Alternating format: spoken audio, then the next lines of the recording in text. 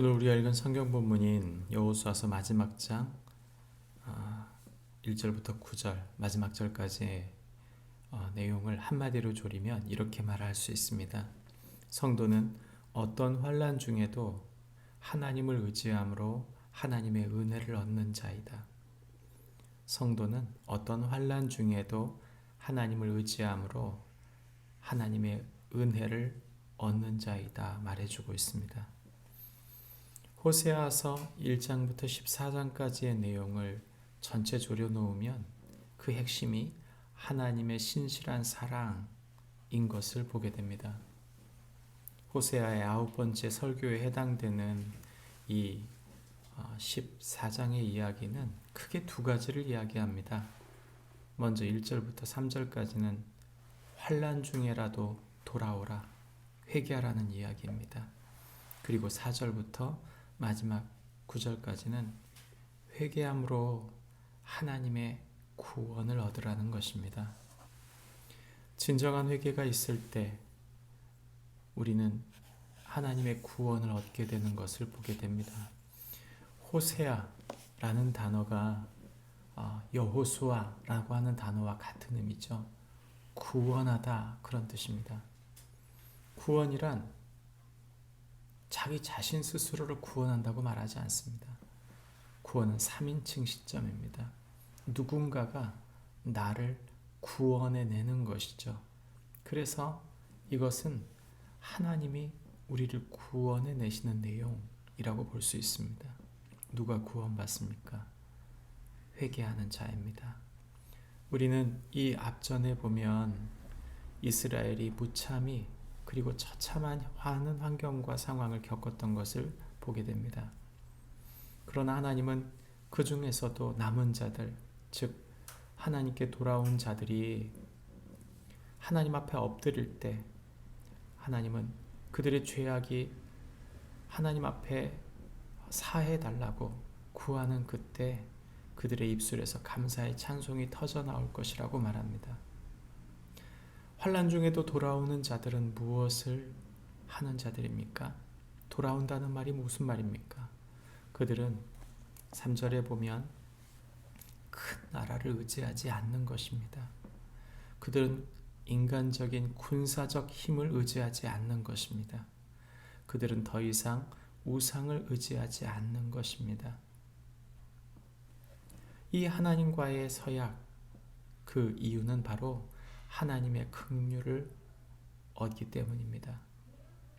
우리가 하나님 앞에 돌아온다는 말, 하나님, 제가 더 이상 다른 것을 의지하지 않고 하나님만 의지하며 내 힘, 인간적인 지혜와 그 어떤 힘도 의지하지 않고 하나님만 의지하겠습니다 라고 구하는 것은 바로 4절 마지막 절에 주로 말미암아 긍휼을 얻기 위해서라고 말하는 것이죠. 그 긍휼을 얻는다는 말이 주님의 구원을 얻는다는 말입니다. 이렇게 구원을 얻는 자들, 이렇게 돌이키는 자들은 그런 구원의 축복을 얻게 되는데 그 구원의 축복이 바로 4절부터 9절에 나타납니다. 하나님께서 이 돌이키는 자들을 향하여 돌이키시겠다고 말씀합니다. 내가 돌이켰으니 무조건 구원받는다, 그런 건 없습니다. 하나님이 구원의 길을 여셔야만 구원을 얻는 것입니다. 하나님께서 먼저 돌이키신 것이죠.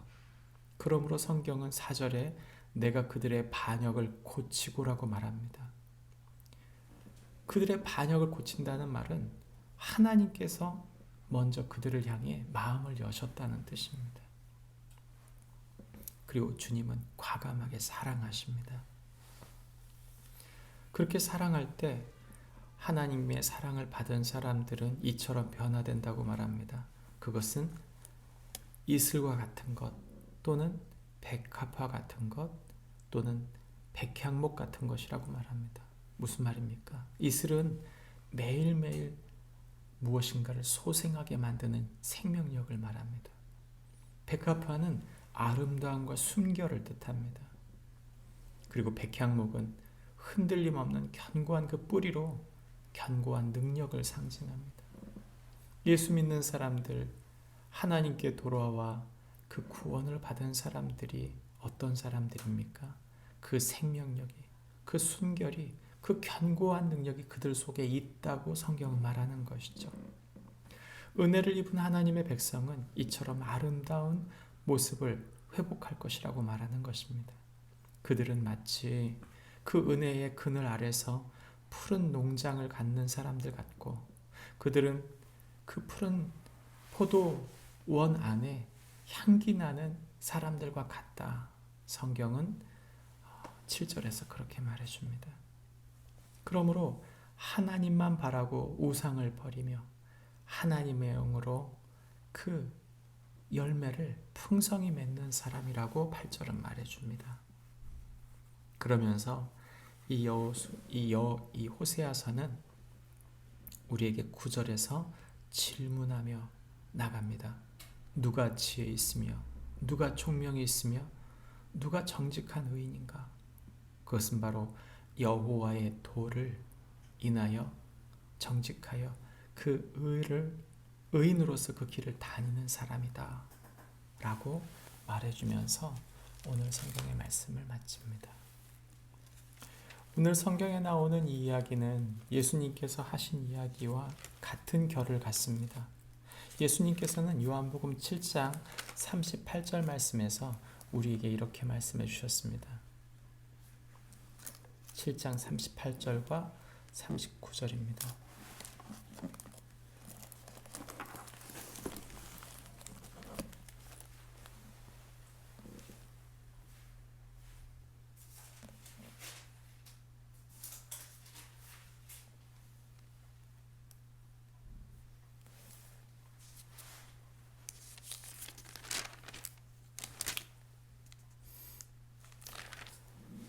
제가 읽습니다.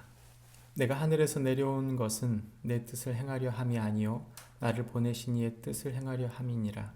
나를 보내신 이의 뜻은 내게 주신 자 중에 내가 하나님도 잃어버리지 아니하고 하나도 잃어버리지 아니하고 마지막 날에 다시 살리는 이것이니라.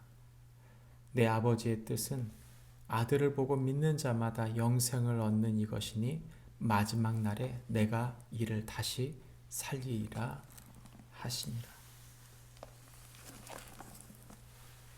구원이 주님께 있고 주님은 우리에게 그 믿는 자마다 영생을 얻게 될 것이라고 말합니다.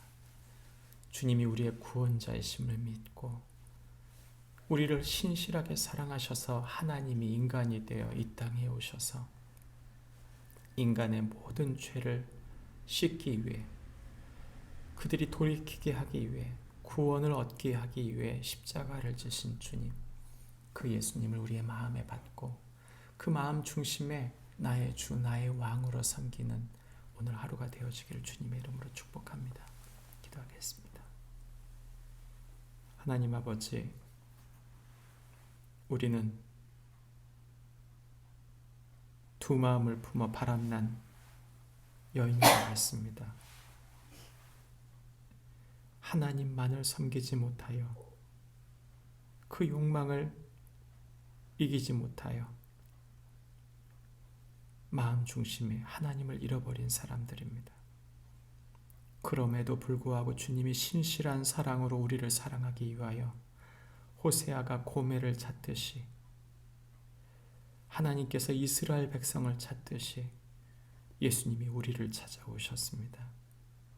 우리의 지혜와 총명과 정직은 오직 주님의 말씀 되신 예수 그리스도 때문이며 그 예수 그리스도로 말미암아 우리는 하나님 아버지 안에서 영생을 얻게 되는 줄 믿습니다. 오늘 그 예수님을 온전히 마음에 품고 살아가는 하루가 되게 하여 주옵소서. 예수님 이름으로 기도합니다. 아멘. 하늘에 계신 우리 아버지여, 이름이 거룩히